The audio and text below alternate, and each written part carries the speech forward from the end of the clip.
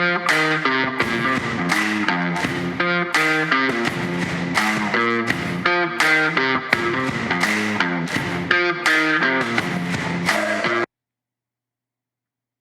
everybody, and welcome to the Sports Card Advantage podcast. This is episode 50. Who thought we would have ever gotten here when we started this almost a year ago?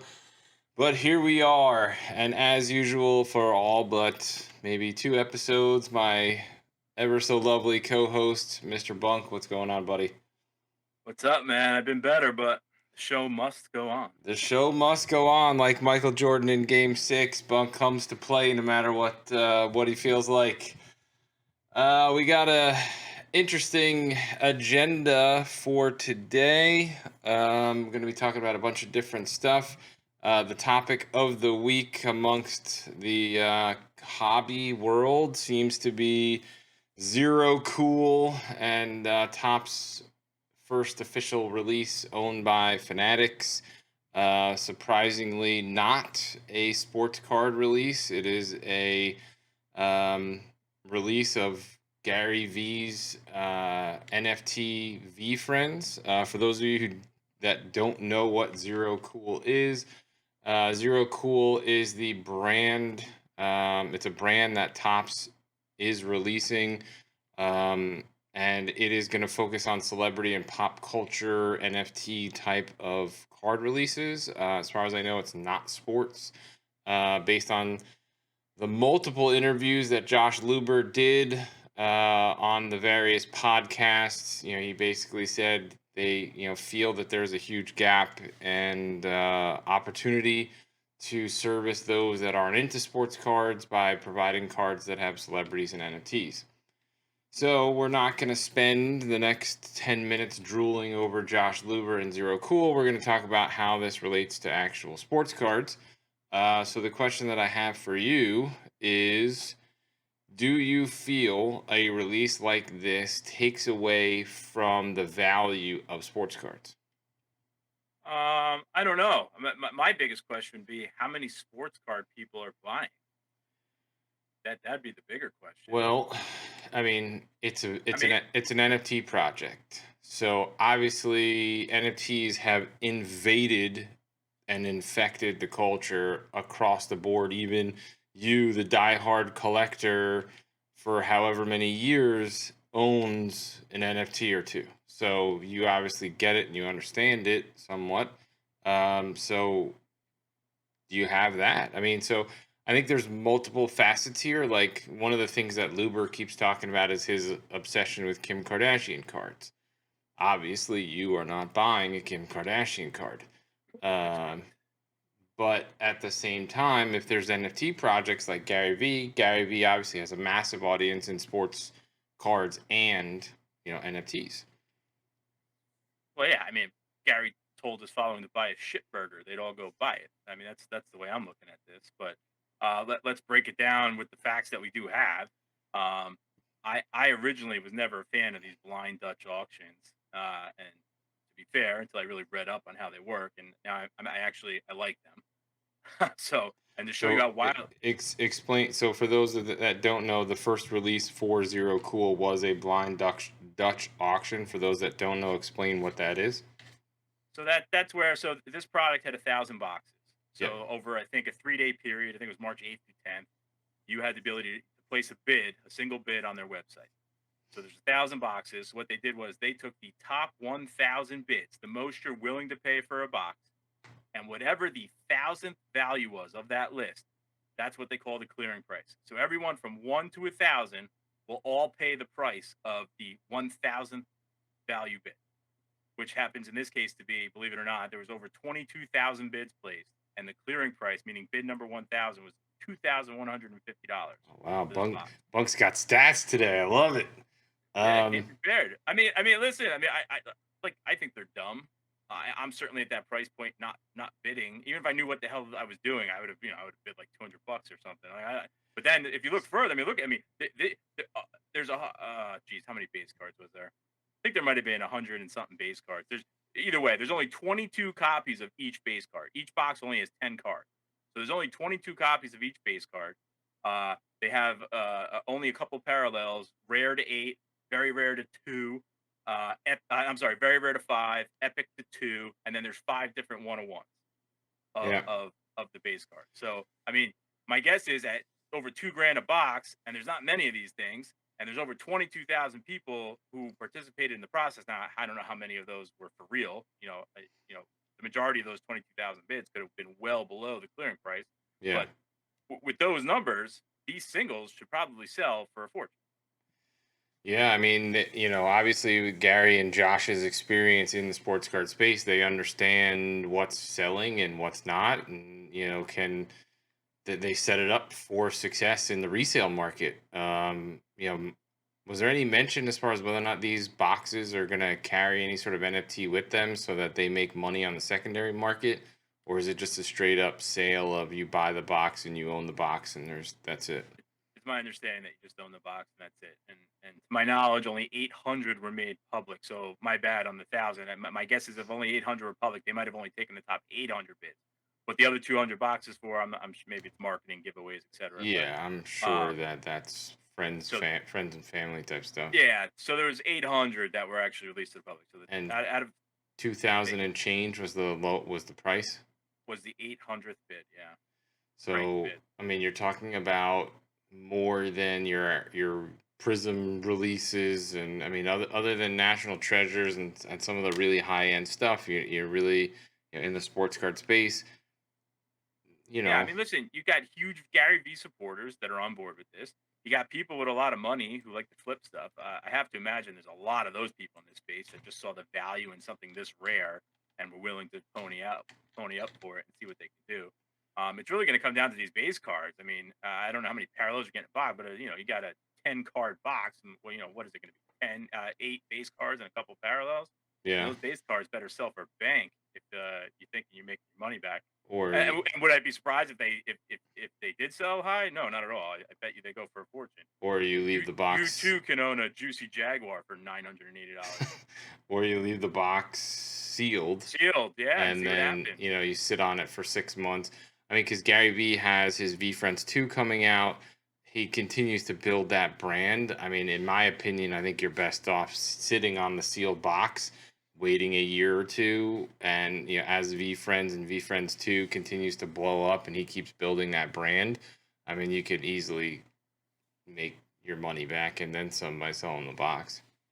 Now, is this straight tops? Because the way I read it, this is a Fanatics thing. It's not a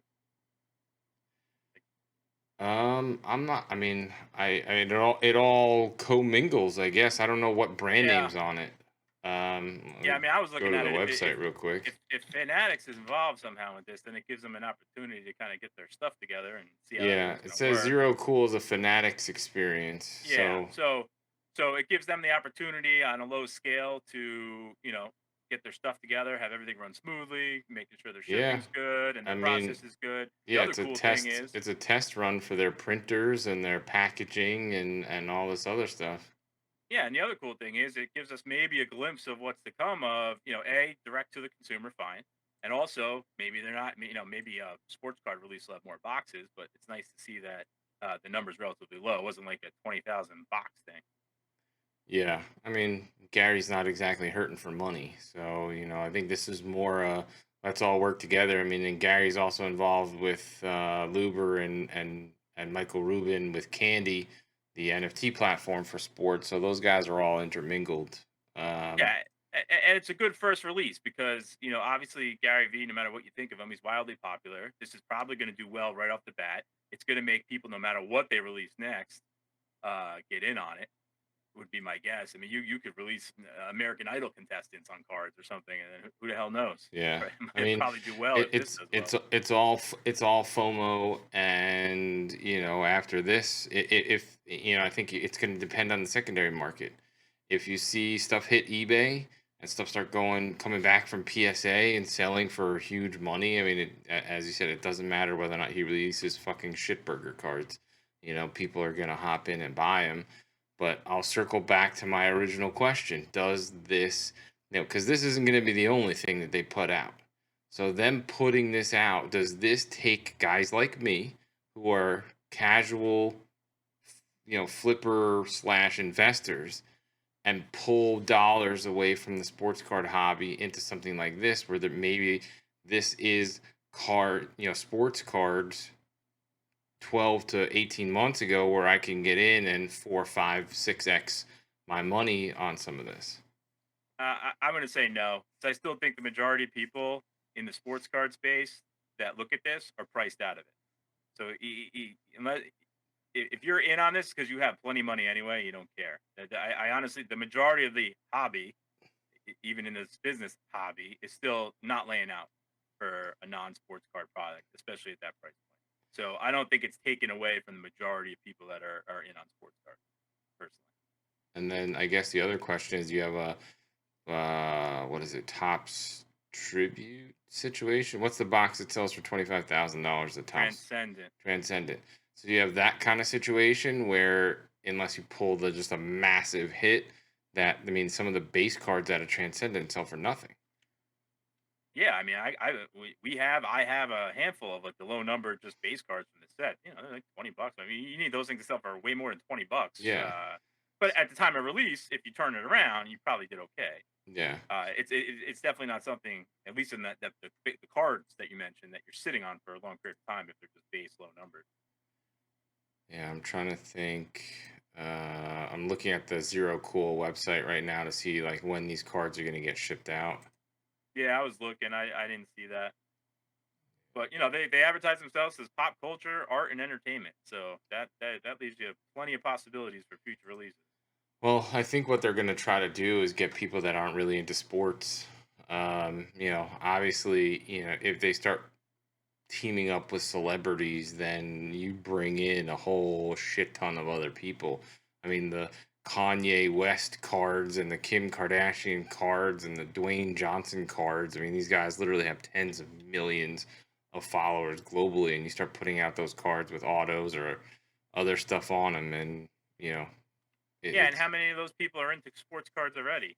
So to the point earlier, I don't know how much it's going to take away, but maybe it brings more people in. Maybe it enhances sports card values because now you got people in that space now. They're like, well, I can do this with sports cards too.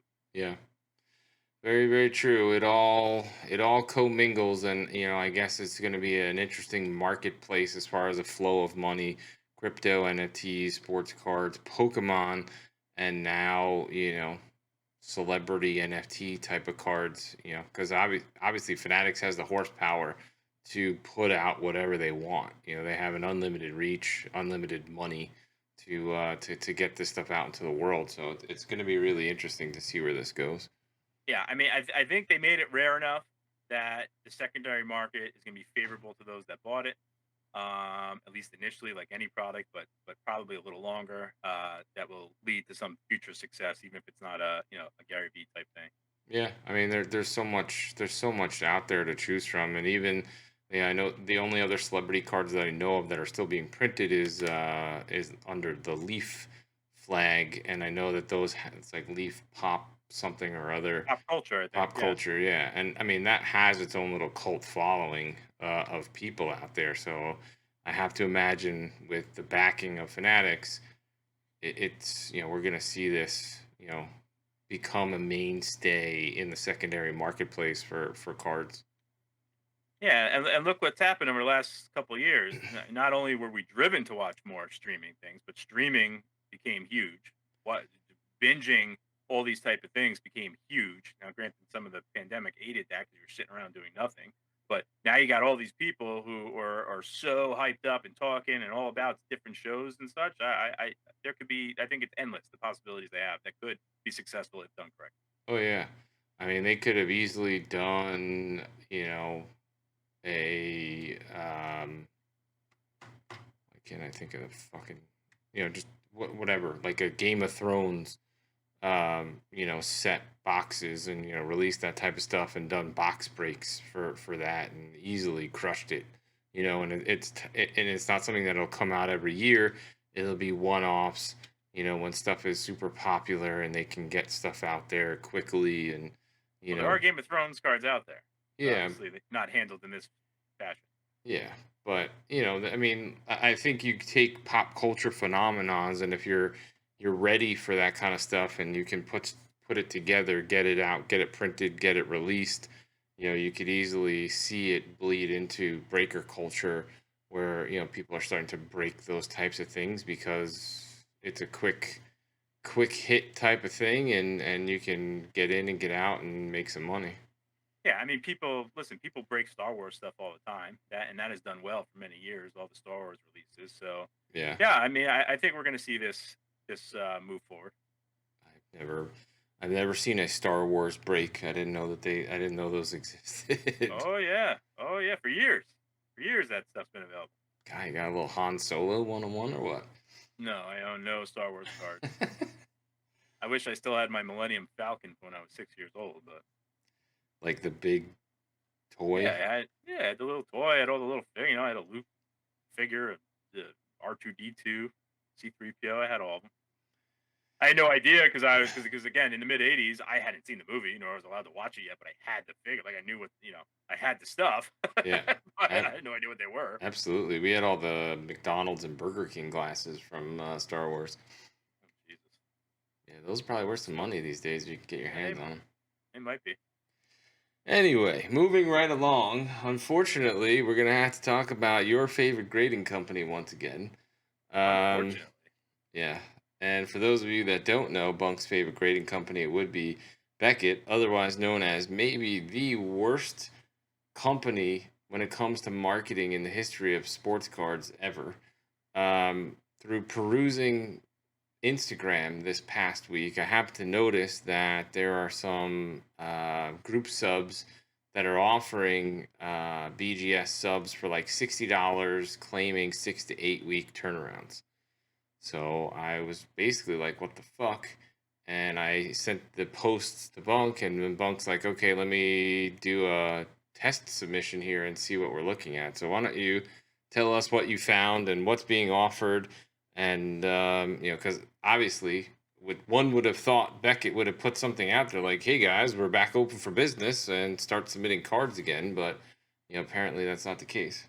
well, based on some emails, let me walk you through some stuff first of all that Oh, Becca likes to do. wait, do we have more research? Yeah, guy. We're two for Episode two. 50, guy. We're Fully prepared. Let's go. we're 2 for 2 on segments that you came prepared for. Holy shit. Yeah, so listen, when you said 6 to 8 weeks for that price point, I was like, there's absolutely no way Beckett's ready for that. So it's only done through group submissions is that price point. I downloaded their current submission form, which is finally updated off the originally for the last 2 years. It's been their premium level has been 250 per card or with subgrades or 125 for no subgrades. And that's been that way for the better part of what, 18 months, Yeah. almost 2 years. Yeah. So finally I download the form and now there's 3 levels open. So you got your premium that they advertise at 10 to 15 days. That's still 250 for subgrades, 125 for no subgrades. Oh wow. Now they have Okay. so that's 10 to 15 days. The express level is 15 to 20 days, and the price comes down to 150 with subgrades, 100 without subgrades. And then your standard, which is the only other thing listed on their download submission form, Mm-hmm. is 6 to 9 months turnaround. However, it is $50 for subgrades and 30 for no subgrades. But you have to wait 6 to 9 months. Well, I mean the group subs were advertising 6 to 8 weeks. So if you submit through the group subs, I mean, that's the way to go. If that's true, that's the way to go. Yeah. There's no way they would have wrote 6 to 9 weeks. So I'm pretty sure I didn't read it wrong. I think it's 6 to 9 months is no, so their the standard. the group subs that I saw, Yeah, I got it right here. I So wonder, I'll if you go could, into how Beckett stalks you. They don't wonder- stalk in social media, but I was gonna say if I could scroll back up through our group yeah, chat I got it. posts. Yeah, nope. Standard submissions approximately 6 to 9 months, and economy submissions, which weren't even in on the download form, that says 12 plus months. So on Sports Card Investor, which is the group sub, they're claiming $59 per card with subgrades, turning around 6 to 8 weeks. Right, they must have a sit down deal with Beckett to do that. If it comes from them, they'll prioritize those and get them back to you in 2 months. Yeah, But, Sports but Card. if you go solo, you're waiting 6 to 9 months at the lower price point. I'm curious, why the hell would they do that? Why So would Beckett do that? yeah, it's like you're talking about a difference of 4 months at minimum. I guess it's easier for them to take 500 cards from Sports Card Inventor and just grade them all and send them back to Sports Card Inventor and let them figure out where they're going. Investor, but yes. Investor, right? Yeah, I I mean, mean, would you rather ship to 103 different people 500 cards, or send them all back to one place and let them deal with it? that's true. Yeah, and Sports Card Investor goes through this guy named Got Baseball Cards. Um,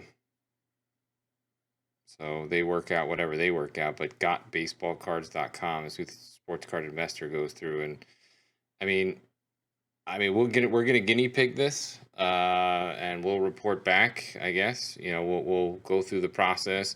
We'll submit stuff and see when it comes back. Right now we're in the process of guinea pigging the PSA $50 level, and we're at we still at phase 3, stage 3, Four. whatever.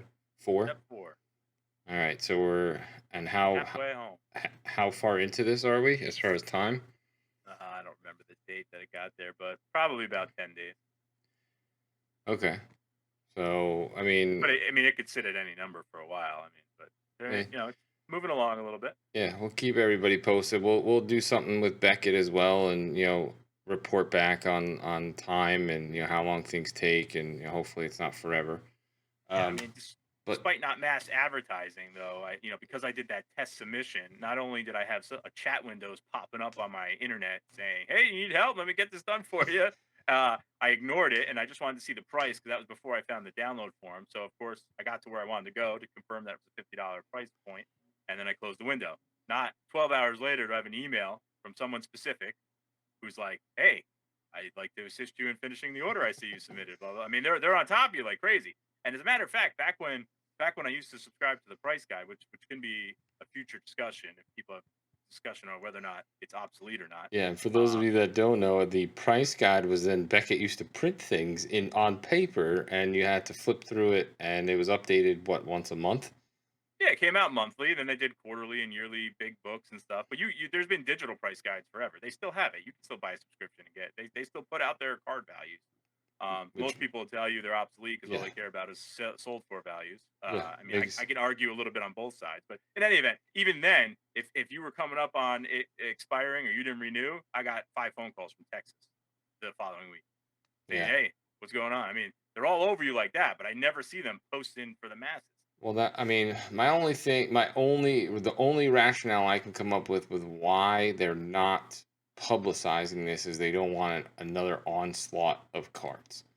Because there obviously is the diehards out there that, like you, prefer Beckett, number one. Number two, you have guys that look at cards and they review it and they know that it won't gem at PSA.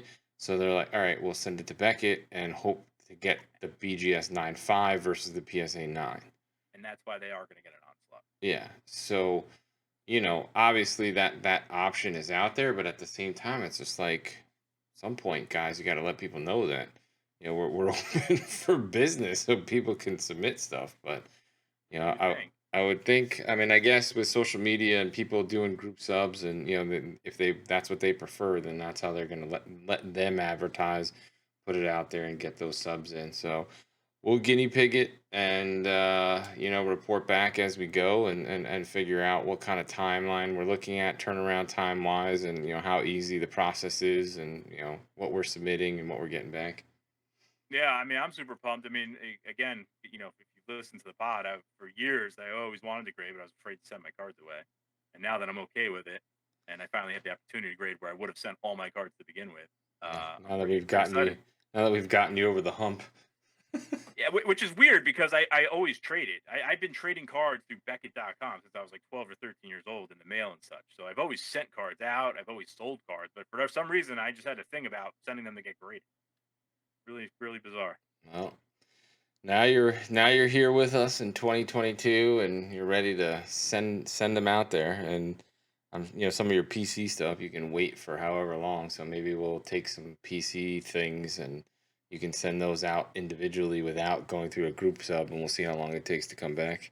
Yeah, and on PC stuff, I don't really care about subgrades too much, so I'd make some decisions there. I'd even be willing to go down to $30 a card to see how that goes. Yeah, which is great, and I'm just most curious as far as the turnaround time. For us, stuff that we buy, when we buy off eBay, we're buying a little bit blind. Obviously, we can see the pictures, but things, when they show up, sometimes you can't see stuff online that you can see in person. So when we look at stuff and you're like, all right, this definitely won't gem, but we may have a shot at BGS, a 9.5. Then depending on values, it gives us another alternative to get something out to Beckett, to try to salvage the purchase, instead of trying to resell the raw. Right. And speaking of reselling the raw, how much time do we have on that Edwards card that we were looking at? Well, I haven't got a text message, so it's got to be greater than 4 minutes. 13 minutes. Oh, all right. We buying more cards live again? We might. We missed the Wiseman. That went higher than I wanted it to. But yeah, keep an eye on it. Yeah, I got it open. Okay. What else we got? Let's talk Slab Wars guy. Yeah, Slab Wars. So this week we're going to be talking a little bit of Jayson Tatum. Slab Wars seems to be a popular segment for people. So we're going to try to do these more regularly and just make them timely for guys that are in the news, so to speak. Jayson, we did Ja Morant last week. He was coming off a monster week. We're going to do Tatum. This week, he dropped 50 points in a few games this week, and Celtics are, definitely looking playoff bound. So, Tatum is definitely, his cards are definitely getting a pump right now. So we'll take a look at his stuff. For those of you that are new, Slab Wars is a segment that we do that compares the prices of slabs on the same card, just to get an idea of how things are comparable in price. Usually we do things that are common cards just because there's going to be more instances of being graded. Last week we were able to do 6 different grading companies for the Ja Morant 2019 Prism. And they all finished recent too. Yeah, they were all within a few from like 6 months. Yeah, they were all within a few days. Right. For the Tatum, unfortunately, we're going to do 2017 Prism base card for Tatum. Unfortunately, we only have 3 this week. There was no HGA and no CSG. What's the other company I'm missing? Oh, last week we had 6 because we had a BGS 10 and a 9.5. So this week we have a PSA 10, a BGS 9.5, and an SGC 10. The PSA 10 sold for $240, the BGS 9.5 $155, and the SGC 10 sold for $172.50. These cards have all closed within the last few days. So it's pretty crazy as far as the gaps aren't closing. We talk about this from time to time as far as the gaps between these. I mean, you're seeing usually a fairly wide margin, and that continues to be the case. PSA 10 over BGS 9.5 is still almost, it's 75% as far as that goes, and SGC 10 is still only slightly higher than BGS 9.5. So, if you're looking for value, BGS 9.5 still maintains that, because in most cases, if you crack to BGS 9.5 and submitted it to SGC, you're probably going to get a 10. Are you? If you cracked a BGS 9.5 and submitted it to SGC? Oh, yeah, SGC. Yeah, I guess they hand out 10s pretty easily. I mean, it's been our experience, and for those of you that have been listening for a while, we've bashed SGC pretty good, just because some of what's in the case has shown some damage, and we've found dozens of examples of cards in cases that are marked SGC 10 that have visible damage. Right, but I don't think I would ever recommend us breaking a 9.5 Beckett and having it go to SGC. No. I'm just saying. Okay, just to be clear. I'm just saying for example's sake, but I'm not saying to actually do it. Yeah, so that's it for Slab Wars this week. We'll probably be continuing to feature basketball, and then now baseball. I don't know how the hell we've gotten 30 minutes into this episode and not said a word that Yeah, holy crap. on, Baseball's back, dude. baseball's on and popping. So I don't know how the hell you let us go 30 minutes into this without a little Oh man, celebration. I'm just a sheep following the show agenda. But yeah, let's celebrate. Um, Baseball cards are flying off the shelves at COMC. I'm happy. what your Save it. $1.50 guys you've never heard of cards? I sell plenty more that are more than $1.50. But yes. Yeah, I mean, so the baseball market has been weird. It started to pump in like mid to late January through like mid February, and then it bricked. As soon as we got to like the 18th or whatever the date was in February when they Yeah, said no spring training. Yep. yeah, if we don't have a deal, then we're missing regular season games. And as soon as that happened, the market like froze, and people started to pull back. And now that the deal's been announced, people are starting to buy again. People are confident that there's a season, and I think that there's going to be another decent pump as soon as you get some spring games going and people start hitting home runs, and you're starting to see where people wind up for free agency. Baseball is going to fly. I mean, the good news for me is that there's actually going to be 162 games. The biggest fear I had was they start like middle of May or late May or June or whatever it was, and then we have another, the second season in 3 years where there's limited games. And then I do believe there's something to be said for all these guys that are in their late 20s, early 30s that are missing all these ABs. It's hurting their career numbers. And for as studly as some of them are in the now, at the end of the day, 20 years from now, when you're just saying, hey, I mean, I heard about this guy, but geez, he only finished with 390 home runs instead of maybe what he could add closer to 500. It's a Yeah, big deal. yeah, It's a big deal. definitely comes into play for career values. Long-term values, Hall of Fame I think it's huge. considerations, I think it's etc. huge. Absolutely. Yeah. I mean, well, maybe not so much for Hall of Fame consideration because I think that'll factor into. But still, at the end of the day, if you're comparing somebody across eras, you're comparing somebody in the same. You want to see the stats. Like they don't lie. I mean, there are guys right now. I was looking for baseball investment. I was like, all right, let me look at all the top free agents. They all blow in terms of career numbers. They're nice players, but they all none of them have like 200 home runs, and they're all 30 years old. I'm like, well, what are we doing here? Like, there's not nobody I'm going to buy out of that class there. Your Chris Bryant's and Carlos Correa's. I mean, they're nice players, but look at their career numbers at 30 years old or approaching 30 years old. They're, unless they play for 10 more years, I'm not going to be impressed when it's said and done. No, I mean, but are you really going into this looking at Carlos Correa or Chris Bryant as like Well, because they're in the all-time news and they're going to be players? big free agents and they're going to get big. I mean, Carlos Correa is regarded as a pretty damn good shortstop guy. Yeah, but is he going to make the Hall of Fame? Not at the current trajectory. I mean, missing half a season because of COVID. I mean, it's Well, I'm not. saying between that and then if they were going to do it again this year, it would make a big, someone who might be on the bubble it's gonna make a big deal. Well, I mean, this year's playing, so Yeah, we're good. So I feel good about it. yep. All right. Well, let's transition into investments for this week. Do you have anything for us? Are you gonna go 3 for 3 in bunk preparation for segments? Yeah, guy, I got a guy. I got Uh, two cards you for you. got a guy. All right, guy. Let's do it. Yeah, I'm sure. I know we mentioned them in passing. I don't know if I've spoke specific cards of his. Maybe I did, but it's the values are good right now, so I'm going with it. But I'm looking at who I'm hoping has a rebound here is Jared Kelnick. We're looking, Is it pronounced Kelnick or Kalenic? I believe it's Kelnick. All right. And which cards are we looking at? 2018 Bowman Chrome Draft refractors, PSA 9 and PSA 10. I'll give you a See. second to pull that up. Yeah. Give me a second. Let's see. 2018 Bowman Draft. Yeah, Or Chrome Bowman refractor. Chrome. Yeah, Draft. Bowman Chrome.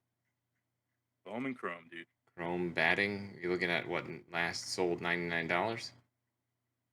On the 10? Yes. Yeah, Okay. Go. I'm sure. Yeah, the population of 1225. Is that the one you're looking at? That is not the one I'm looking at. Well, then you I'm got the looking wrong at card, sir. 2018 Bowman Draft Kellenick Oh boy. Chrome Batting PSA 10. Last Yeah. sold $99. Now, now get yourself the refractor version, and we're in business. All right. Don't talk to me like I'm your child. Dick. I only said refractor 12 Yeah, times. go upstairs and do your homework, you fucking asshole. All right, let's go. All right, All right, so go ahead. $165. All right, go. Yeah, I actually got it less than that. So I don't know where you're pulling that up, but I got I'm on Card Ladder right now. No, I think I was using market movers. Anyway, the PSA 9 only has a pop of 422. The 2-week average on that one's only $48. It had a previous high back when he came up of $250. And then the PSA 10, the pop's still pretty low, 1225. The most recent sale I have is 103.50. So I don't know what you're looking at. And that card, the PSA 10, and again, I don't expect it necessarily to get that high unless he absolutely rakes, but it had a previous high of greater than $500. So these are settled in pretty low compared to, and they've been creeping a little bit because now we got the season coming. But if he does what he did in September, which is absolutely rake, everyone looks at his numbers and they sucked from an average standpoint, but he absolutely hammered the ball in September. And if he pulls that into this year, those cards are going to skyrocket because he's so young and was so hyped. Yeah, PSA 10s here. And we got 3 minutes left on the Edwards, by the way. The PSA 10s here are, there's a solid bottom that was built on these. You're looking at a bottom of anywhere from 125 to 150, and that's pretty much what you should be getting it at. I mean, they haven't been that low basically since the card released, back in 18, and then as soon as the market started to move, I mean, it popped up to that same range in 2020, and then was just well over that for a while. So I mean, there's a solid bottom on this. So you should be looking at, once again, relatively low risk, provided he has a pulse and he's playing in the major leagues. So it should be a fairly safe bet that this card isn't going to lose you a ton of money. No, I don't think so. And he's so young; you got some time on it too. Yeah. It's not like you got to get rid of it in May or else. Yeah, absolutely. Now, who's bidding on this Edwards, sir? Am I doing it or are you doing it? You can do it, and so the card that we're looking at isn't the one that I originally thought it was. It does not have the auto on it, but still, obviously, it's something that we'd want to buy. So I wouldn't go much over like 175-ish on that. And all right, well, I'm just, you tell me. I'm a last second bidder guy. I'm not bidding this thing up and waiting to see what happens. I'm putting one number in at 1 second left and see what happens. What number am I hit? Yeah, use 176.69. 69. Yeah, I use those for all my auctions because I'm a child. So for those of you that are listening at home, what we're talking about is there's a card on eBay that's closing here in a minute. It's an Anthony Edwards Donruss Choice Red out of 99. We've looked it over, think that is a good chance to gem.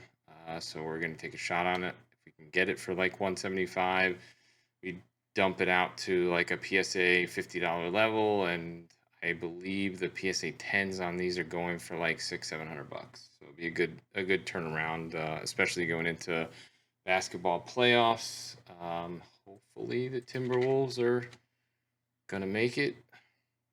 Well, it's still hovering. Hasn't moved from 128. What hasn't moved from 128? Oh, the price. 10 seconds. The bid. Yeah. All right. Well, give us the play-by-play, guys. You win us this card. Yeah, guy. Let's see. Yeah, Timberwolves right now are in the playoffs, and they have a decent lead as far as, provided they don't collapse, they should make the playoffs. It says sorry I missed it, but it's still spinning, so I don't. Oh no, we won for exactly 176. Fair enough. Well, there you go. Guy, make sure you pay, because if it goes more than 14 seconds without paying after you win an auction, you have a panic attack. Well, because it's the right thing to do. Not wait 9 days. Although I got to tell you, the number of people requiring immediate pay has gone up exponentially in the last 2 weeks, Yeah, which drives me bonkers because it's more work for me to put an offer in. yeah, I think it's the pet peeve that Bunk has the most about my eBay bidding is sometimes I will bid and buy and win something and not pay for like 2 or 3 days, and it drives me ape shit. It drives me nuts because I'd be sitting there be like, "Come on, man! All right, locked A- and loaded." anyway, moving along. You got anything else on the baseball front for investments this week? No, sir. All What do you right, got? so I got some stuff for football, and it's more to talk pricing and player movements. We're going to talk Russ, and we're going to talk Deshaun Watson. Both of these are more as a proceed with caution than we are saying to jump in and buy. We'll look at Russ's. There's a couple Russ cards that we'll look at his flagship rookies, 2012 Topps Chrome. These have gone up pretty dramatically, even from the end of February. End of February, these were at 315. As of March 8th, when the trade happens, it popped to 460 on the Topps Chrome PSA 10. The recent highs on this at the beginning of the 2021 season were like $950 to $1,000. So I would imagine these are gonna fluctuate probably in that $500 or $600 range until we're gonna see what he's gonna do in Denver. But I think barring Denver actually doing something as far as playoffs are concerned, I don't think that these get back to where they were at $1,000 plus. Denver's a decent team, but do they have a chance to win the Super Bowl? I don't think so. They may not even make it out of the West. With the division the way it is. Obviously you have San Diego, who's going to bulk up this year. Chiefs are always good. Raiders. I don't count the Raiders, but I'm just saying, filling out the division for you. yeah. You're So facing Herbert twice, Mahomes twice. yeah, I would say definitely proceed with caution on Russ. Everybody wants to buy what's new and shiny, and we saw that it's up 50% in the last couple of weeks. But at this point, I would hope things should cool. Post draft, so like June, May, June before camps and stuff.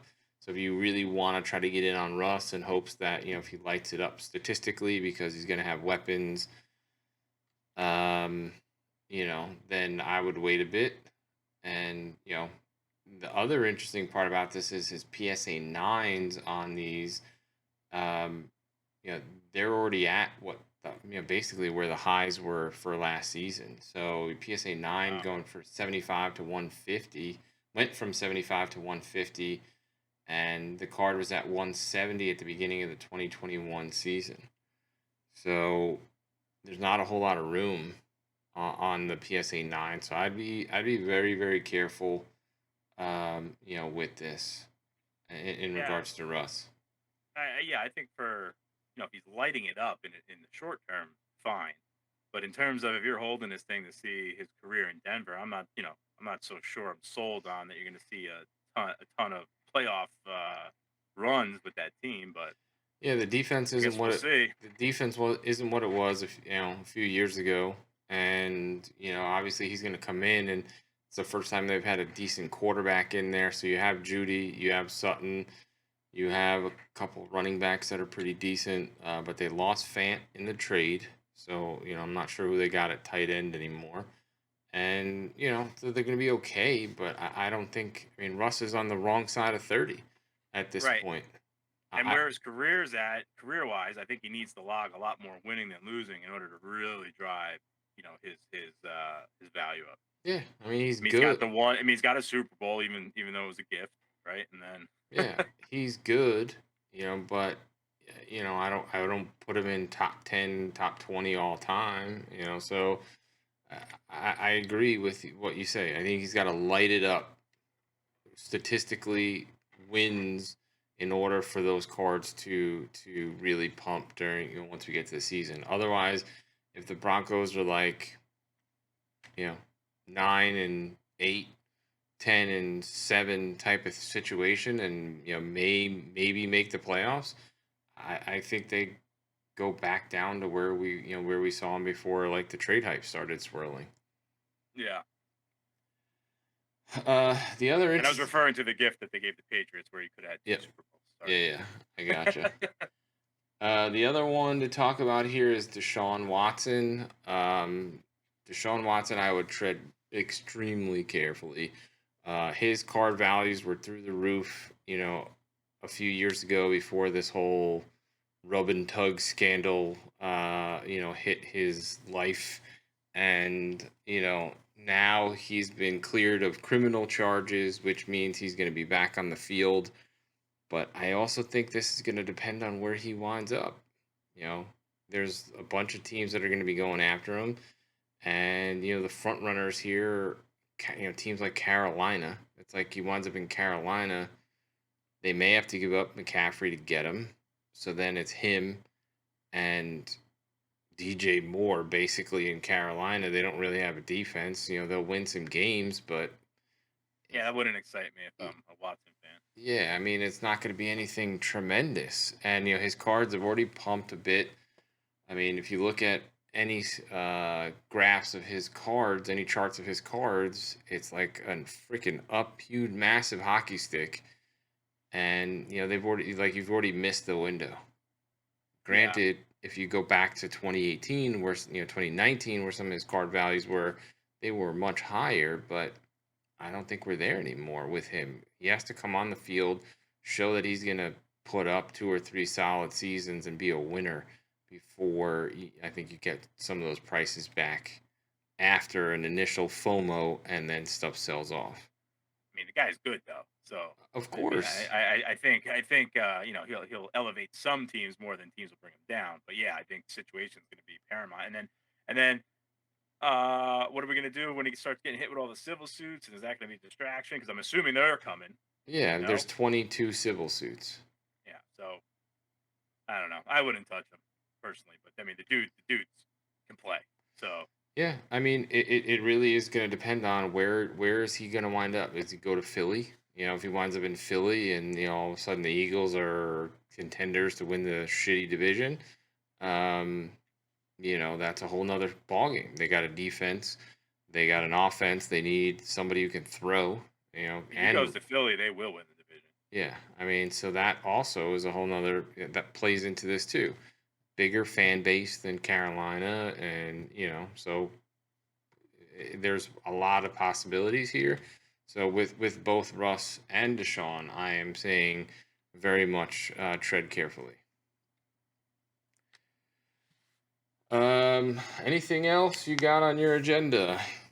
No, sir. All right, we're gonna. How are we looking on time here? We are at 48 minutes, basically. Not bad.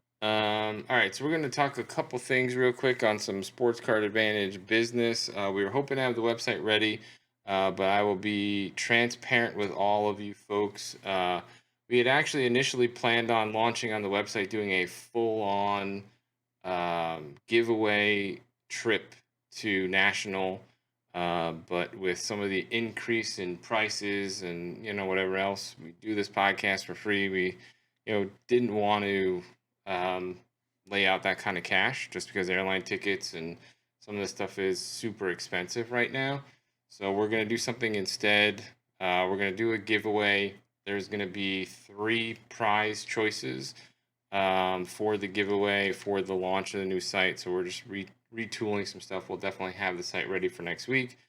The 3 choices you're going to have is a VIP badge to National, a $200 break credit, or a slab that is valued at $200+. So we'll announce all that stuff. The ways to enter. We're gonna do this for like the next 6 to 8 weeks. We're gonna push it with the new site. We can't wait to talk to you guys about the new site. So we're definitely looking forward to that. And then lastly, the Sports Card Advantage Fantasy Basketball League. The regular season is coming to an end. We are going to finish absolutely dead last as the hosts. Unfortunately, half our team got hurt and I gave up. But there are guys that are still setting their lineups and still competing, Oh, and good. we are men of our words, and we will have a slab for the winner. Um, so I don't know what we got in the arsenal for basketball slabs, but we'll chat about that. We actually have what do we got?